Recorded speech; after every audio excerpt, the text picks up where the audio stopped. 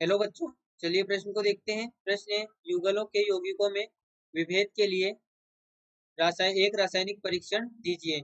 मेथिलेमिन एवं डाइमेथिलेमिन। तो देखिए बच्चों, यहाँ पर बात करें प्रश्न की मुख्य अवधारणा की। मुख्य अवधारणा तो बच्चों यहाँ पर समझें कि जो प्राथमिक और द्वितीयक एमीन होती है, इनके परीक्षण के लिए जो सबसे उचित यहाँ पर होता है वो कार्बिलेमिन परीक्षण या आइसोसाइनाइड परीक्षण होता है। तो देखिए यहाँ पर हम कह सकते हैं प्राइमरी यानी कि प्राथमिक और द्वितीयक एमीन के लिए, द्वितीयक एमीन के विभेद के लिए, विभेद के लिए सबसे उचित, सबसे यहाँ पर हम कह सकते हैं विभेद के लिए हम यहाँ पर प्रयोग करेंगे आइसोसाइनाइड का।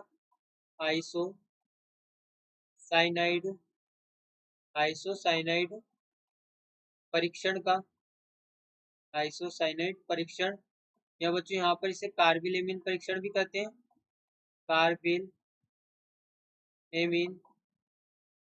कार्बिलेमिन परीक्षण भी बच्चों इसको यहाँ पर कहते हैं। तो चलिए बच्चों यहाँ पर देखते हैं परीक्षण किस प्रकार से होता है। पहले तो देखिए इसकी जो रासायनिक समीकरण होती है वो इस प्रकार से होती है कि जब एमीन की क्रिया यहाँ पर जब एमीन की क्रिया क्लोरोफॉर्म प्लस पोटेशियम हाइड्रोक्साइड के साथ की जाती है और इसे यहाँ पर गर्म किया जाता है, तो हमें यहाँ पर आइसोसाइनेट प्राप्त होता है। यहाँ पर हमें आइसोसाइनेट प्राप्त होता है, साथ में 3 KCl के अणु और 3 जल के अणु यहाँ पे निकलते हैं। अब देखिए यहाँ पर 3 जल के अणु हमें प्राप्त होंगे। अब बच्चों यहाँ पर देखिए हम क्या करेंगे, हम यहाँ पर मिथाइल एमीन से इसके यहाँ पर मैकेनिज्म को समझें। देखिए सबसे पहले तो हम अभिक्रिया को लिखे हैं। तो जो मिथाइल एमीन होता है ये यहाँ पर क्लोरोफॉर्म है CH Cl3 प्लस यहाँ पर 3 पोटेशियम हाइड्रोक्साइड के साथ, यहाँ पर 3 पोटेशियम हाइड्रोक्साइड के साथ गर्म करने पर यह हमें मेथिल आइसोसाइनाइड देगा। साथ में यहाँ पर 3 KCl के अणु निकलेंगे और 3 जल के अणु। अब बच्चों यहाँ पर इसके मैकेनिज्म को समझें। तो सबसे पहले तो देखिए जो हमारे पास में क्लोरोफॉर्म होता है यहाँ पर जो हमारे पास में क्लोरोफॉर्म है CH, यहाँ पर ये Cl, यहाँ पर ये Cl, तो यहाँ पर ये हाइड्रोजन होता है H। अब बच्चों यहाँ पर देखिए इसकी क्रिया जब यहाँ पर ये पोटेशियम हाइड्रोक्साइड से करता है क्रिया, तो क्या होता है बच्चों, ये जो हमारे पास में यहाँ पर ये पोटेशियम हाइड्रोक्साइड है, इससे यहाँ पर OH माइनस आयन निकलता है और ये यहाँ से H प्लस को निकालता है। यहाँ से H प्लस को, यहाँ से ये H प्लस को निकालता है। देखिए हम इस प्रकार से लिखेंगे, ये हमारे पास में जो OH है यहाँ पर H प्लस को निष्कासित करता है और यहाँ पर जो इस बंध के इलेक्ट्रॉन होते हैं ये कार्बन के पास आ जाते हैं। तो अब बच्चों यहाँ पे हमारे पास में देखिए जल का एक अणु यहाँ पर निष्कासित होता है और ये हमारे पास में बनता है Cl,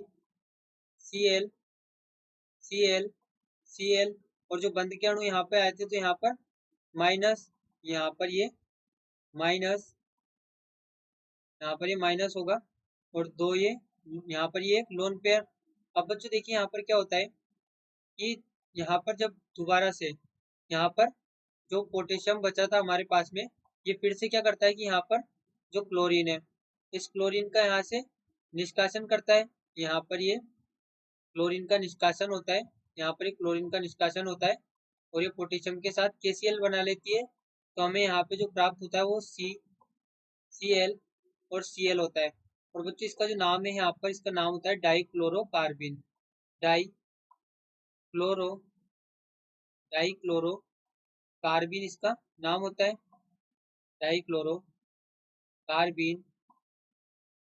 अब बच्चों यहाँ पर ध्यान दें, ये जो डाइक्लोरोकार्बिन है, ये डाइक्लोरोकार्बिन में क्या हुआ था, यहाँ पर जो ये माइनस था, ये माइनस साइन लगा था ऊपर। अब ये माइनस क्यों लगा था, क्योंकि यहाँ पर इस वाले बॉन्ड के इलेक्ट्रॉन आए थे, इस वाले बॉन्ड के इलेक्ट्रॉन कार्बन के पास आए थे। अब बच्चों यहाँ से जब ये क्लोरीन निकला तो क्लोरीन इस बॉन्ड के इलेक्ट्रॉन लेके निकल गया, तो यहाँ पर ये माइनस चार्ज खत्म हो गया, यानी ये माइनस यहाँ पर खत्म हो गया और यहाँ पर ये 2 इलेक्ट्रॉन बच गए। अब बच्चों यहाँ पर ध्यान दें कि जो हमारे पास में डाइक्लोरोकार्बिन है, ये एक इलेक्ट्रोफाइल की तरह यहाँ पर कार्य करता है, यहाँ पर ये एक इलेक्ट्रोफाइल की तरह कार्य करता है। अब बच्चों यहाँ पर हम देखें कि यहाँ तो इलेक्ट्रॉन है, लेकिन अब यहाँ पर ध्यान दें, यहाँ पर इलेक्ट्रॉन की कमी है। कैसे? यहाँ पर देखिए जो क्लोरीन है 1 इलेक्ट्रॉन 2 इलेक्ट्रॉन, यहाँ पर 3 और ये 4 इलेक्ट्रॉन और ये 5 और ये 6 इलेक्ट्रॉन। तो यहाँ पर क्या हुआ, यहाँ पर कार्बन के पास में इलेक्ट्रॉन की कमी है, यहाँ पर 6 इलेक्ट्रॉन हो रहे हैं और अष्टक पूरा करने के लिए 8 इलेक्ट्रॉन चाहिए होते हैं। तो यहाँ पर इसके पास क्लोरीन की यहाँ पर जो इलेक्ट्रॉन है उनकी कमी है। तो यहाँ पर जो डाइक्लोरोकार्बीन है ये एक इलेक्ट्रोफाइल की तरह कार्य करता है। तो इलेक्ट्रोफाइल की तरह कार्य करता है। देखिए क्या होता है कि जो डाइक्लोरोकार्बीन है, यहाँ पर जो हमारे पास में एमीन है, एमीन क्या है, हमने क्या यहाँ पर लिया था CH3NH2। तो यहाँ पर क्या होता है कि ये जो CH3NH2 है, CH3NH2, इसमें यहाँ पर नाइट्रोजन पर लोन पेयर है। तो यहाँ पर क्या होता है कि ये जो कार्बन है यहाँ पर, ये देखिए यहाँ पर एक क्लोरीन, ये क्लोरीन, क्लोरीन और यहाँ पर भी है क्लोरीन। अब बच्चों यहाँ पर देखिए ये इसमें 2 इलेक्ट्रॉन है, यहाँ पर ये 2 इलेक्ट्रॉन, देखिए इसे हम इस प्रकार से बनाए, यहाँ पर 2 इलेक्ट्रॉन है। तो इसका एक कक्षक तो खाली है, तो एक कक्षक में क्या होगा, यहाँ से इलेक्ट्रॉन नाइट्रोजन के आएंगे इसमें। तो इससे क्या होगा बच्चों, यहाँ पर नाइट्रोजन से इसमें इलेक्ट्रॉन आएंगे और यहाँ पर नाइट्रोजन इसको इलेक्ट्रॉन देगा तो हमें क्या प्राप्त होगा, यहाँ पर RN। अब बच्चों नाइट्रोजन ने इलेक्ट्रॉन दिया है, इसका अर्थ क्या हुआ, नाइट्रोजन पर प्लस आएगा, और कार्बन ने इलेक्ट्रॉन लिया है, इसका अर्थ क्या हुआ कि कार्बन पर माइनस आएगा। और यहाँ पर देखिए ये क्लोरीन, यहाँ पर ये क्लोरीन और ये भी क्लोरीन। अब इसके बाद बच्चों क्या होगा, यहाँ पर फिर से जो यहाँ पर पोटेशियम हाइड्रोक्साइड है ये वर्क करेगा। और पोटेशियम हाइड्रोक्साइड देखिए एक अणु तो हमने यहीं पर प्रयोग कर लिया था, है ना, और दूसरा अणु यहाँ पर हम प्रयोग करेंगे। तो यहाँ पर जो पोटेशियम हाइड्रोक्साइड होगा इससे OH माइनस निकलेगा, ये यहाँ से इस वाले हाइड्रोजन को निकालेगा और यहाँ से जो इस बॉन्ड के इलेक्ट्रॉन होंगे इधर जाएंगे, यहाँ पर इस बॉन्ड के इलेक्ट्रॉन इधर जाएंगे और ये यहाँ पर OH माइनस इसको निकालेगा। तो यहाँ पर देखिए क्या होगा कि माइनस H2O यहाँ पर निकलेगा, यहाँ पर माइनस H2O का निष्कासन होगा। और इसके बाद में फिर यहाँ पर इससे हम इस प्रकार से लिख लें, देखिए यहाँ पर इस OH माइनस का यहाँ पर OH माइनस से क्या किया, यहाँ पर H प्लस को निकाला। अब H प्लस को निकाला तो बच्चों यहाँ पर क्या हुआ कि इस कार्बन पर माइनस आया, कार्बन पर माइनस आया तो क्या हुआ कि ये जो क्लोरीन था ये क्लोरीन अपने दोनों इलेक्ट्रॉन लेके निकल गया और ये यहाँ पर किसके साथ में निकला, KCl के पोटेशियम के साथ में, यानी कि इसने KCl बना लिया, यहाँ से ये अपने दोनों इलेक्ट्रॉन लेके निकल गया। तो यहाँ पर पोटेशियम यहाँ पर KCl बन गया। अब इससे क्या हुआ बच्चों कि देखिए यहाँ पर ये वाले बॉन्ड के यहाँ पर इसके इलेक्ट्रॉन इधर आए थे, तो यहाँ पर हमें देखिए प्राप्त होगा, यहाँ पर हम इसे इस प्रकार से लिखें RN और यहाँ पर ये डबल बॉन्ड C और यहाँ पर ये Cl था, यहाँ पर एक Cl तो हमारे पास में अभी भी बाकी है और यहाँ पर हाइड्रोजन लगा हुआ है ऊपर। अब बच्चों इसके बाद क्या होता है, इसके बाद वापस से यहाँ पर क्या होता है कि जो पोटेशियम हाइड्रोक्साइड है वो क्रिया करता है।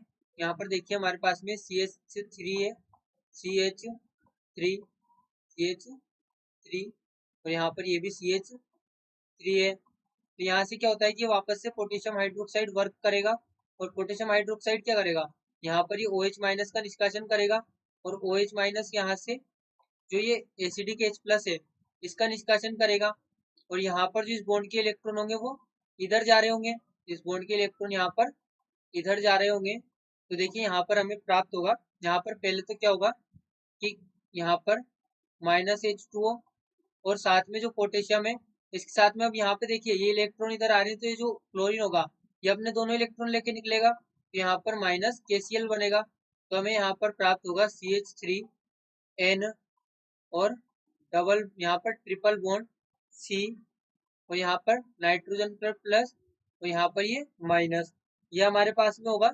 और बच्चों यही हमारे पास में यहाँ पर आइसो साइनाइड होता है, आइसो साइनाइड, जिसे यहाँ पर हम मेथाइल आइसोसाइन, यहाँ पर ये देखिए हमारे पास में आइसोसाइनाइड है, तो इसे हम यहाँ पर methyl methyl iso methyl iso cyanide कहते हैं, मेथिल आइसोसाइनाइड इसे कहते हैं।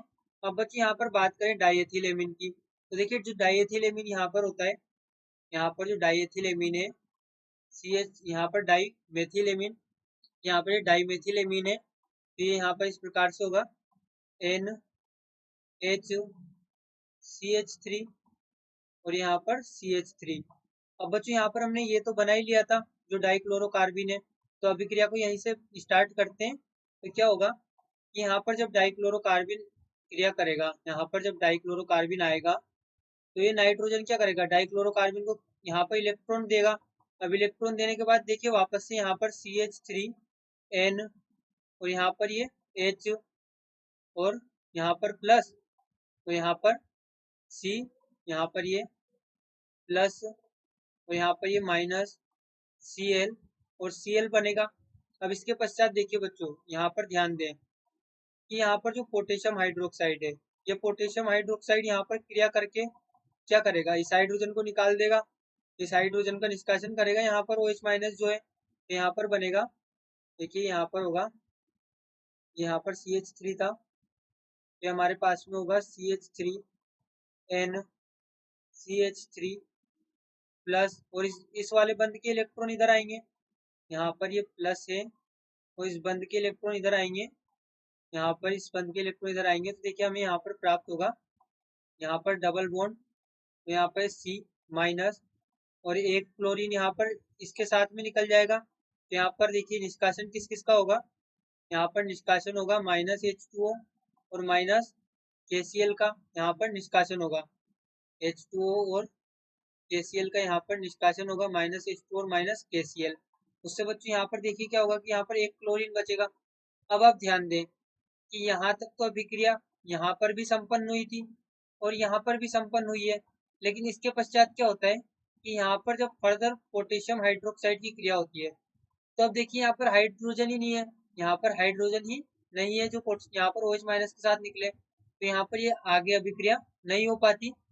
और जो द्वितीयक एमीन है ये यहाँ पर ये द्वितीयक एमीन यानी कि हमारे पास में डाई मिथाइल एमीन है, डाई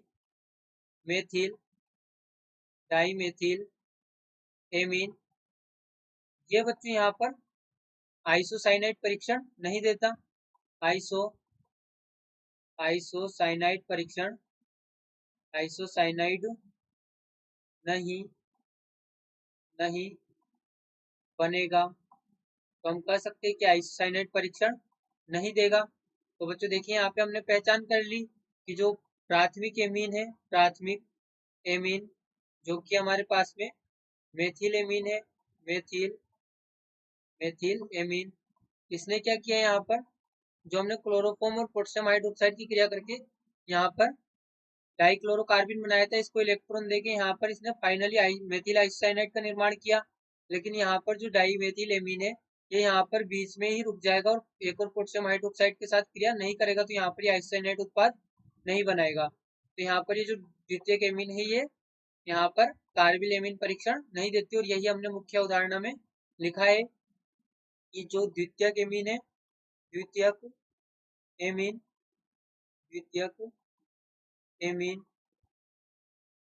एमीन यहाँ पर CHCl3 प्लस KOH के साथ क्रिया नहीं करती।